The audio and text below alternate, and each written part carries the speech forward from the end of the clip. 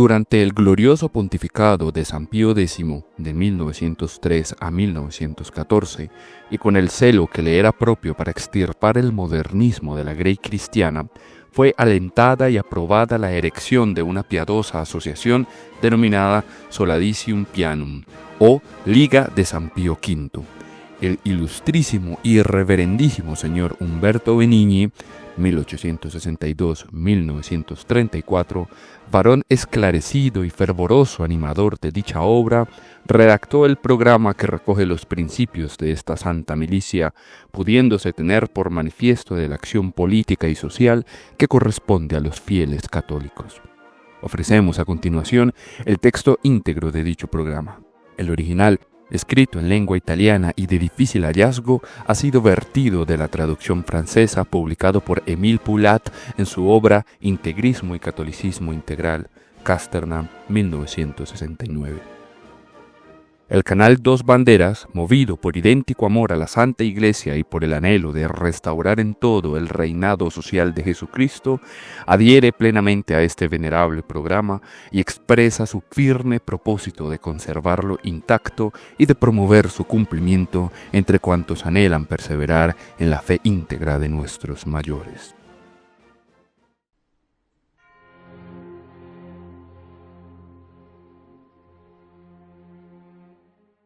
Primero, nosotros somos católicos romanos integrales. Como lo indica la palabra, el católico romano integral acepta íntegramente la doctrina, la disciplina, las directivas de la Santa Sede y todas sus legítimas consecuencias para el individuo y la sociedad. Por consiguiente, en pro del Papa, clericales, antimodernistas, antiliberales, antisectarios. Por lo tanto, e integralmente contrarrevolucionarios, porque es el adversario no solamente de la revolución jacobina y del radicalismo sectario, sino igualmente del liberalismo religioso y social.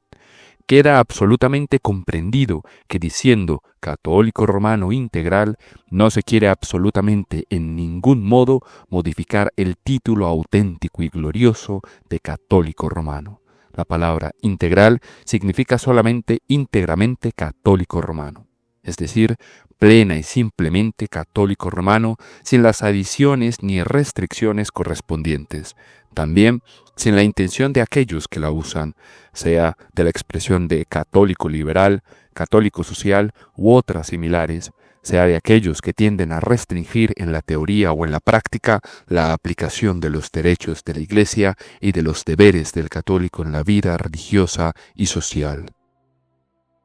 Segundo, luchamos por el principio y por el hecho de la autoridad, de la tradición, del orden religioso y social en el sentido católico de la palabra y en sus deducciones lógicas.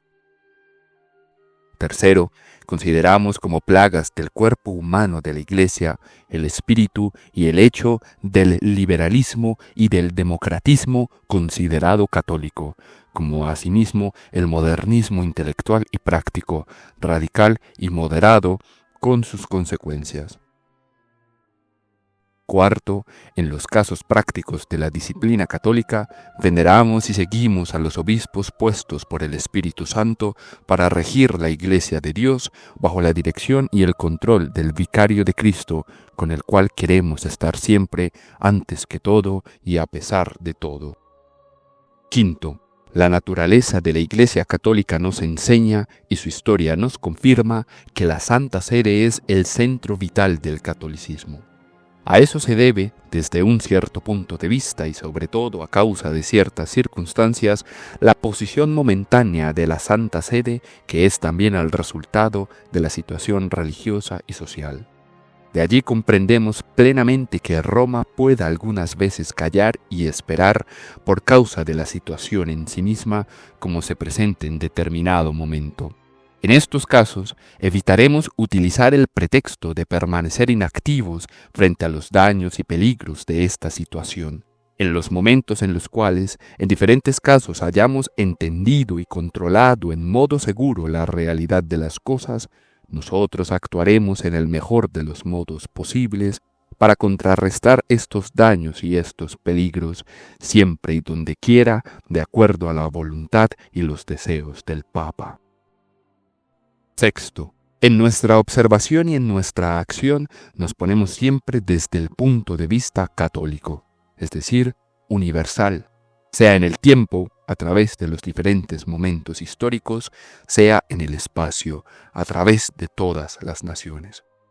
Sabemos que en la contienda momentánea y local existe siempre, al menos en el fondo, la lucha secular y cosmopolita entre dos fuerzas organizadas. Por una parte, la única Iglesia de Dios, católica y romana, y por la otra, sus enemigos internos y externos. Los externos, las sectas judaico-masónicas y sus aliados directos, están en las manos del poder central de la secta. Los internos, los modernistas, demoliberales, etc., sirven a los otros como instrumentos conscientes e inconscientes de infiltración y descomposición entre los católicos.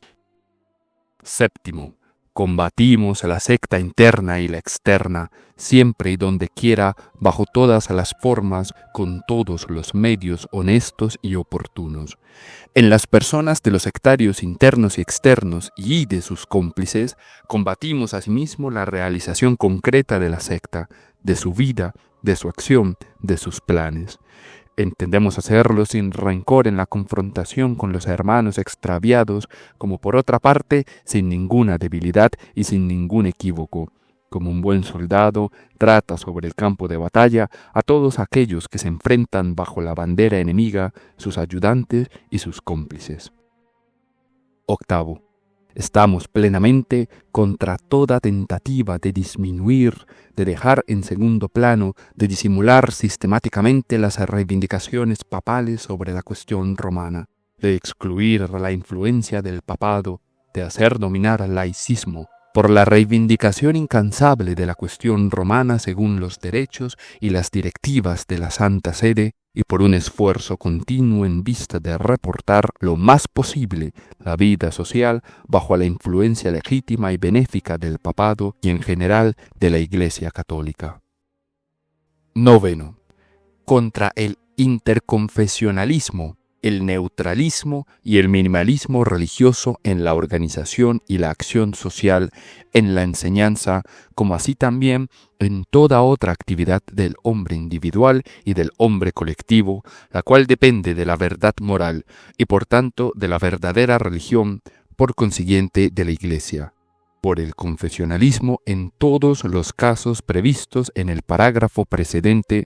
y con el supuesto de que en casos excepcionales y transitorios la Santa Sede tolera las uniones interconfesionales por una aplicación concienzuda, controlada de esta tolerancia excepcional y por su duración y extensión lo más limitada posible según la intención de la misma Santa Sede. Décimo, contra el sindicalismo abiertamente o implícitamente religioso, neutro, amoral, que lleva fatalmente a la lucha anticristiana de las clases según la ley bruta del más fuerte, contra el democratismo, también cuando se denomine cristiano, pero siempre más o menos envenenado de ideas y de hechos demagógicos, contra el liberalismo, también cuando se denomine económico-social, que incita con su individualismo a la disgregación social, por la armonía cristiana de las clases entre sí, así como entre los individuos, las clases y la sociedad entera, por la organización corporativa de la sociedad cristiana según los principios y las tradiciones de justicia y de caridad sociales enseñadas y vividas por la Iglesia y por el mundo católico en el curso de los siglos y que por consecuencia son perfectamente adaptables a toda época y a toda sociedad enteramente civilizada. 11, contra el nacionalismo pagano, que es copia del sindicalismo religioso, sea el que considera las naciones, sea el otro que considera las clases, es decir, la colectividad en la cual cada uno puede y debe buscar de un modo inmoral los propios intereses, completamente al margen y contra los intereses de los otros, según la bruta ley de la que hemos hablado. y al mismo tiempo contra el antimilitarismo y el pacifismo utopista aprovechado por la secta para debilitar y adormecer a la sociedad bajo la pesadilla judío-masónica, por un patriotismo sano y moral, patriotismo cristiano del cual la historia de la Iglesia Católica siempre nos ha dado espléndidos ejemplos. Duodécimo, contra el feminismo que exagera y desnaturaliza los derechos y deberes de la mujer, colocándolos fuera de la ley cristiana. Contra la educación mixta, contra la iniciación sexual de la juventud, por el mejoramiento de las condiciones materiales y morales de la mujer, de la juventud, de la familia, según la doctrina y la tradición católica. 13. Contra la doctrina y contra el hecho profundamente anticristiano de la separación entre la Iglesia y el Estado, como también entre la religión y la sociedad, la ciencia, la literatura, el arte, por la unión leal y cordial de la sociedad, de la ciencia, de la literatura, del arte, como del Estado con la religión y por consiguiente con la Iglesia. 14. Contra la enseñanza filosófica, dogmática y bíblica modernizada, la cual también cuando no es completamente modernista, cuando fuere es reducida a una enseñanza arqueológica o anatómica, como si no se tratase de una doctrina inmortal y vivificante que todo el clero sin excepción debe aprender, sobre todo para el ministerio sacerdotal. Por la enseñanza eclesiástica inspirada y guiada por la gloriosa tradición de la escolástica, de los santos doctores de la Iglesia y de los mejores teólogos de la época de la Contrarreforma, con todos los auxilios del método y de la documentación científica. 15. Contra el falso misticismo y tendencia individualista e iluminista, por una vida espiritual intensa y profunda, según la enseñanza doctrinal y práctica de los santos autores y de los místicos alabados por la Iglesia. 16. En general, contra la explotación del clero y de la acción católica por parte de los partidos políticos o sociales, y en particular contra el encantamiento social que se quiere inocular al clero y a la acción católica con el pretexto de salir de la sacristía para más raramente o a escondidas o como fuere, regresar con el espíritu absorbido por el resto, por el mantenimiento de la acción eclesiástica y, respectivamente, de la acción católica en conjunto sobre el terreno abiertamente religioso, ante todo, y sin encantamiento social o algo similar para las otras cosas. 17. Contra la manía y la debilidad de tantos católicos de querer sembrar consciente y evolutivamente al paso del tiempo e ingenuamente frente al enemigo brutal e hipócrita, además de implacable, siempre listos para esparcir su tolerancia, para avergonzarse y directamente para condenar los actos cumplidos con justo rigor por la Iglesia o a causa de ella. Siempre listos a un optimismo sistemático frente a las trampas del adversario y a reversar su desconfianza y dureza en las confrontaciones con los católicos romanos integrales, por una actitud justa y oportuna, pero siempre franca, enérgica e incansable ante las confrontaciones del enemigo, de sus violencias y de sus engaños. 18.